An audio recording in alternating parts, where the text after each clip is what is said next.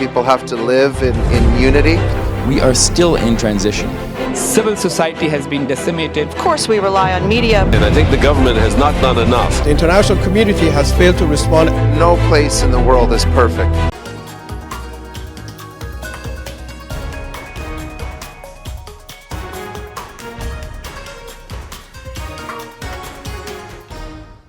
Hello viewers, I'm your host Lipakshi Khurana with another episode of South Asia Focus. Let's begin the show. India has begun flexing her muscles in the tech ring. From Indian stack to digital payments to fintech, from space tech to consumer electronics, from information technology to software support, from building metaverse to transformative use of artificial intelligence, Indian success is evident across all domains. Today, India has entered the realm of digitalization. Equipped with a strong and youthful workforce, innovative ideas, cost efficiency and reliable and efficient government policies, India is poised to grow leaps and bounds in her pursuit of becoming a tech giant. Join us as we discuss India's successful endeavors into the tech market and how she has been able to emerge as a leading participant and contributor across the science disciplines even despite global headwind.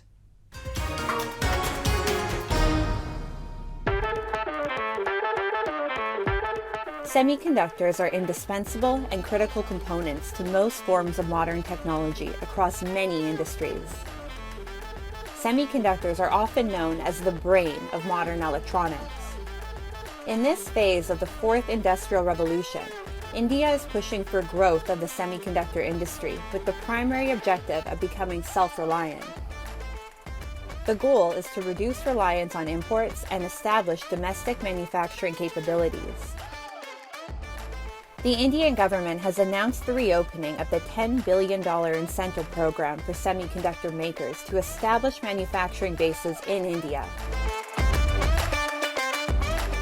प्रधानमंत्री ने 76,000 करोड़ दिए हैं दिसंबर 2021 में और उसका इस पैसे का प्रावधान उन्होंने इसीलिए किया कि भारत एक सेमीकंडक्टर नेशन बने और वो 76,000 करोड़ देश में मैन्युफैक्चरिंग कैपेसिटी लाने के लिए, पैकेजिंग कैपेसिटी लाने के लिए, हमारे स्टार्टअप्स डिज़ाइन के दुनिया में आगे बढ़े उसके लिए. After establishing themselves as a major competitor in sectors such as aviation, automotives, and defense, the Tata Group, one of India's largest conglomerates, has made its entry into the semiconductor market with a $90 billion investment announcement. As the demand of electric vehicles rise, the semiconductor demand will also boom. Tata, being a prominent player in the EV industry, is venturing into semiconductor manufacturing.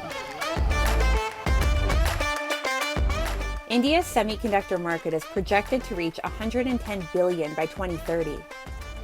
India's Vedanta and Taiwanese manufacturer Foxconn have invested $19.5 billion in building semiconductor and display production plants in Gujarat. India will be a large telecom equipment exporter. A very competitive talent pool, good talent pool, about 52,000 semiconductor engineers working in the country. Semiconductor manufacturing will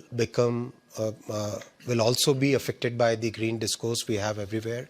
So we in India are very clear that whatever new plants, new fabs that we set up will be served with green energy. While semiconductors are in the spotlight, and while almost every major country is making one or another play in the sector, India is equally focused at other major science disciplines that are also less explored but will hold immense importance in the future. Prime Minister Modi laid the foundation stone of LIGO India, an India-US collaboration for a mega science project in astronomy, which includes the construction, commissioning, and joint state-of-the-art scientific operations. LIGO India will provide a platform to researchers and students in this field. The collaboration has already given the opportunity for dozens of Indian students to work with the LIGO Caltech under the Summer Undergraduate Research Fellowship, SURF program. The greatest scientist of the last century, Albert Einstein, had given the theory about gravitational waves, it is a matter of immense pride for all of us that 37 Indian scientists from 9 Indian institutions participated in the International Laser Interferometer Gravitational Wave Observatory LIGO collaboration and proved this theory correct 3 years ago. India is ready to make a huge impact in the world of gravitation wave observations. Today's India has moved far beyond the Western stereotype of the land of snake charmers and black magic. Today, she is not only competing with the best, she is in pursuit of becoming the best. Moving on, the island nation of Sri Lanka is making headways into the recovery and resurgence. The country, which was enduring a debilitating economic crisis until a few months ago, is now assured of attaining a pre-crisis economic trajectory. Colombo says it has both finance and a fiscal plan in place to accelerate the emergence. And the trends are here for everybody to see. Inflation, which was hovering over 70% a few months ago, is almost 3 times lower. Observers say the country is nicely placed to stage a strong comeback, and an active support from allies like India and Japan, along with IMF's bailout program, will act as a force multiplier.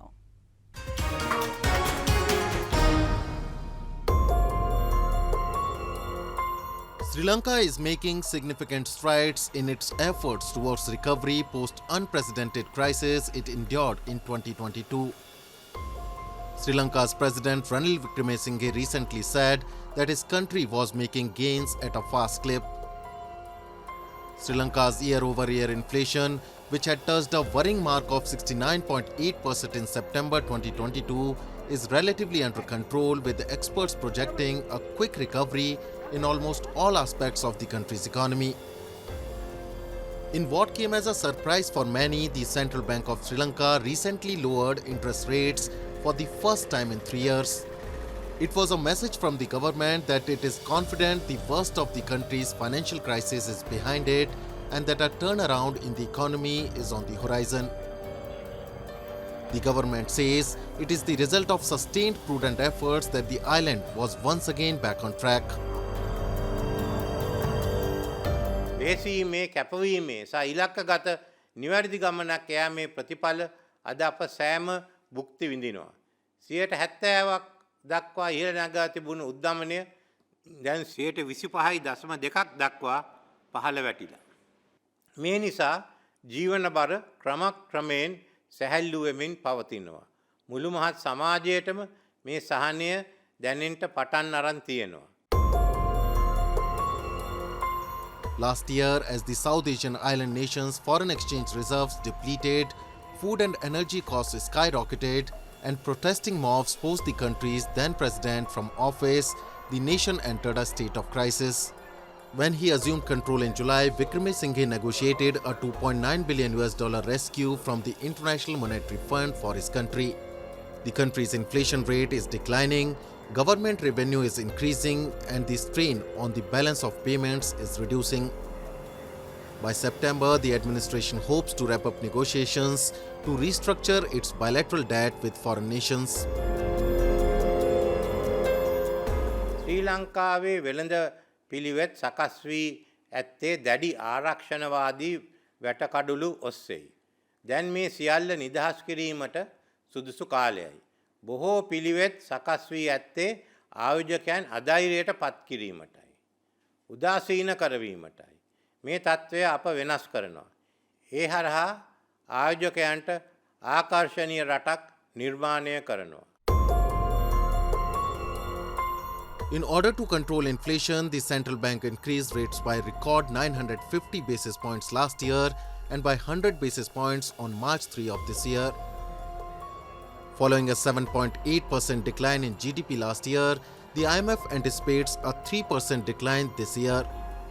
President Wickremesinghe exuded confidence in his country's growth and said it was on the path of prosperity and will achieve the ambitious target of becoming a developed country by 2048.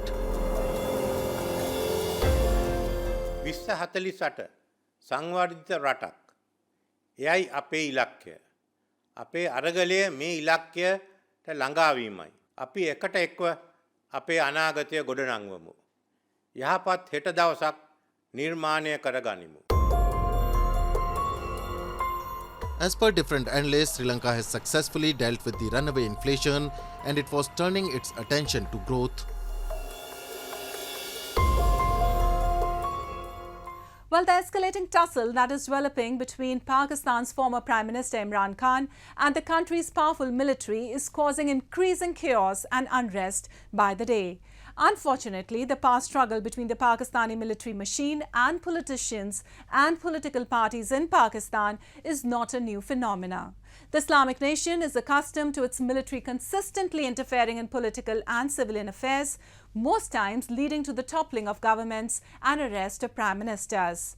Cricketer turned politician Imran Khan and his party, the Pakistan Tehreek-e-Insaf, is the latest victim of the military's meddling. Join us as we explore how Pakistan's powerful military has been able to maintain a firm grip on the country's domestic affairs and the uncertainty and unrest that results.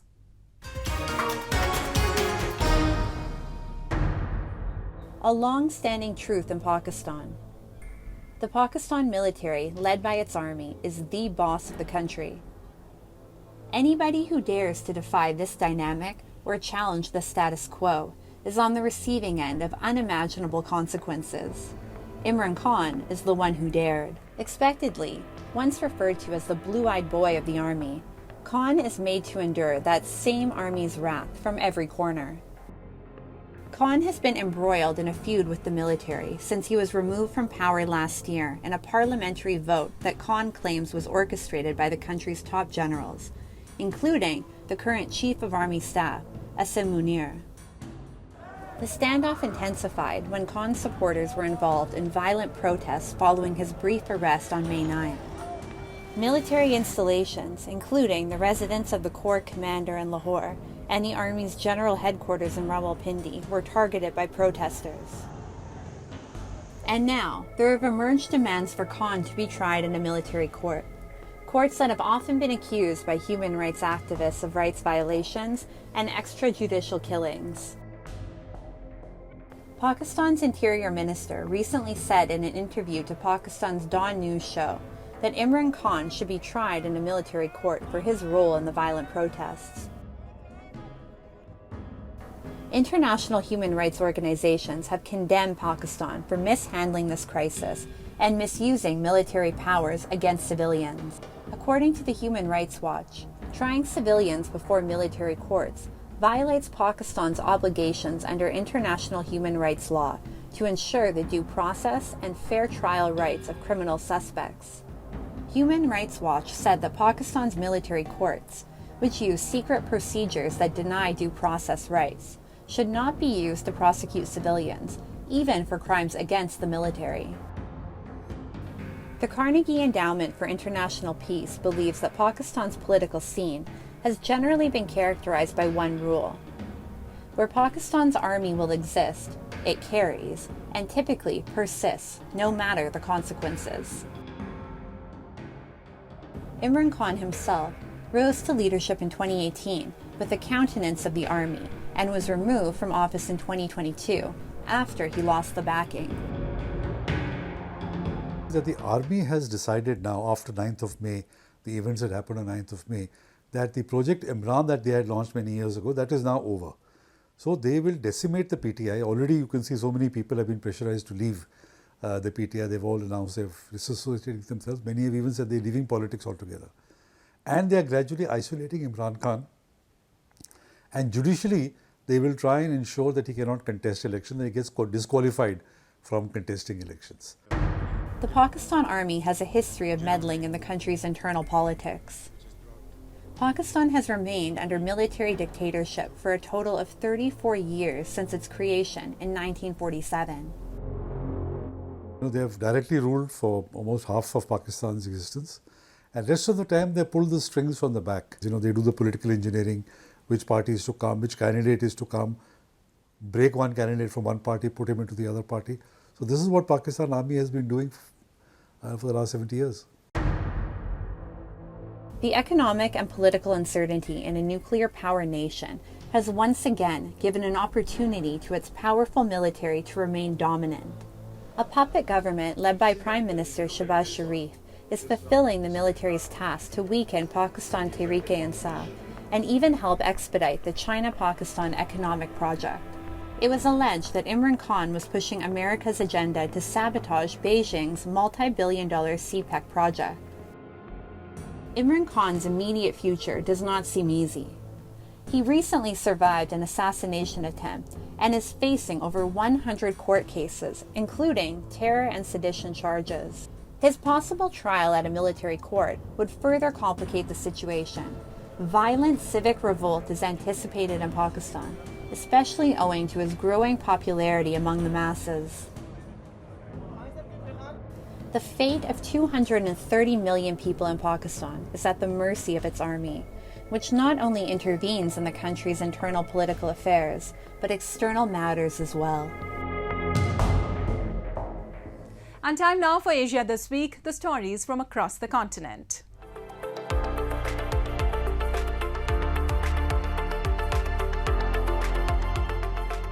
Iran reopened officially its embassy in Saudi Arabia's capital Riyadh this week following a deal to re-establish ties and ease a long-standing rivalry that fueled conflicts across the Middle East. A ceremony was held within the embassy's compound with dozens of diplomats and officials attending the reopening of the diplomatic mission for the first time in 7 years. In March, Iran and Saudi Arabia agreed, in a deal brokered by China, to end a diplomatic rift and re-establish relations following years of hostility that had endangered regional stability, including in Yemen, Syria, and Lebanon. Sunni Saudi Arabia severed relations with Shiite Iran following the storming of its embassy in Tehran in 2016 after a dispute over the execution of a Shiite Muslim cleric. The relationship had begun worsening a year earlier, after Saudi Arabia and the United Arab Emirates intervened in Yemen's war, where the Iran-aligned Houthi movement had ousted a Saudi-backed government and taken over the capital Sana'a. The kingdom had also blamed the Islamic Republic for missile and drone attacks on its oil facilities in 2019, as well as attacks on tankers in Gulf waters. Iran denied the charges.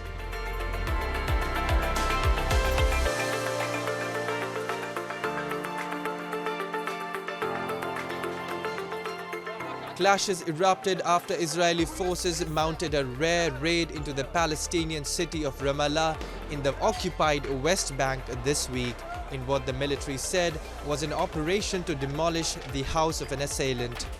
As per witnesses, a large military convoy arrived in downtown Ramallah, the seat of the Palestinian government, leading hundreds of Palestinians to gather in the area. Some Palestinian youth hurled stones at the Israeli forces, who fired live bullets, stun grenades and tear gas at the crowd. Trash bins that were set on fire blocked roads as ambulance sirens wailed. The Israeli military said its forces were operating in Ramallah to demolish the residence of the terrorist who carried out the bombing attack in Jerusalem last November. Israel has said the policy of demolishing homes of perpetrators is both punitive and a deterrence to potential attackers. The Palestinian Health Ministry said at least 158 Palestinians have been killed by Israel since January. Israel's foreign ministry said 20 Israelis and 2 foreign nationals have been killed in Palestinian attacks in the same period.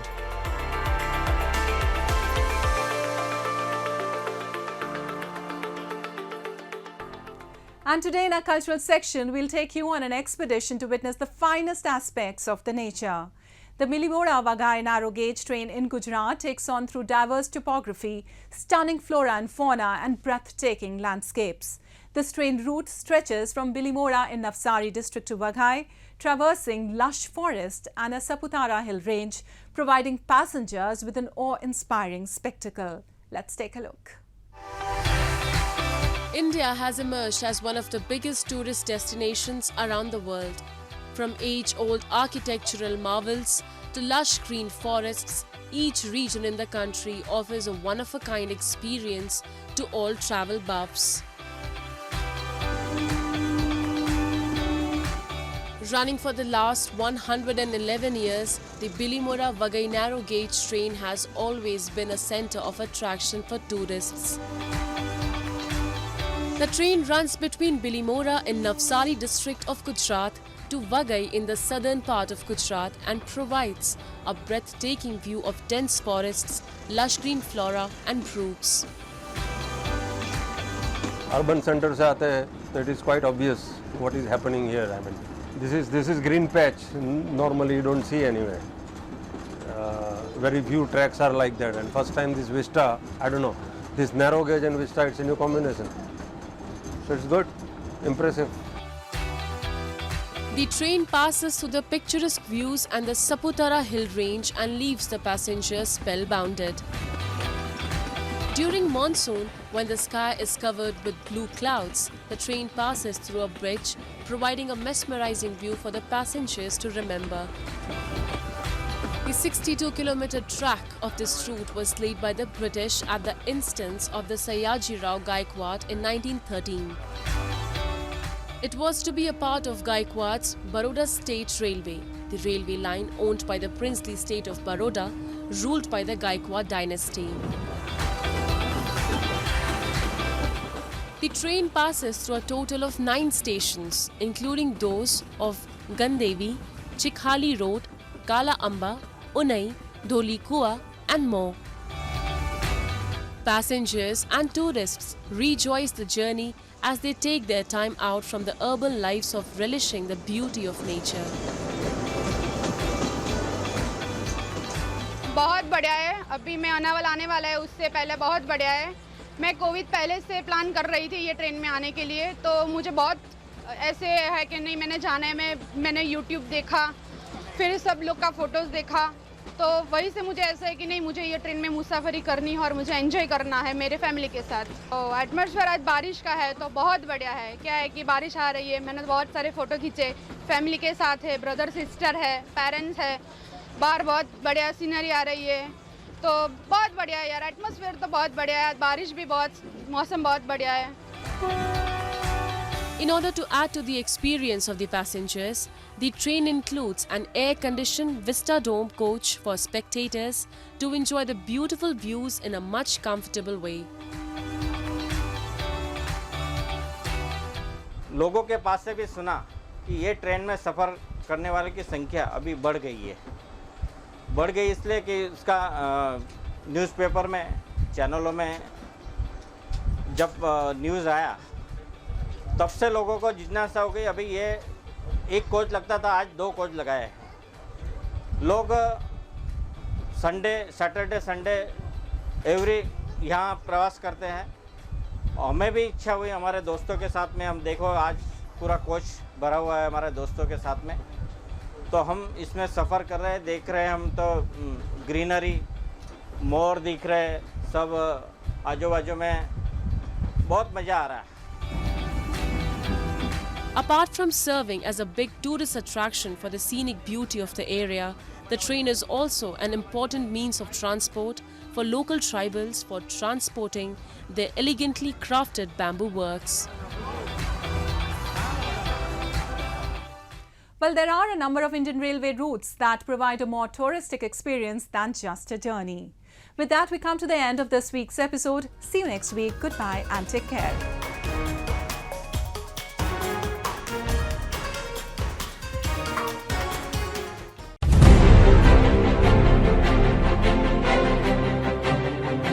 People have to live in unity. We are still in transition. Civil society has been decimated. Of course, we rely on media. And I think the government has not done enough. The international community has failed to respond. No place in the world is perfect.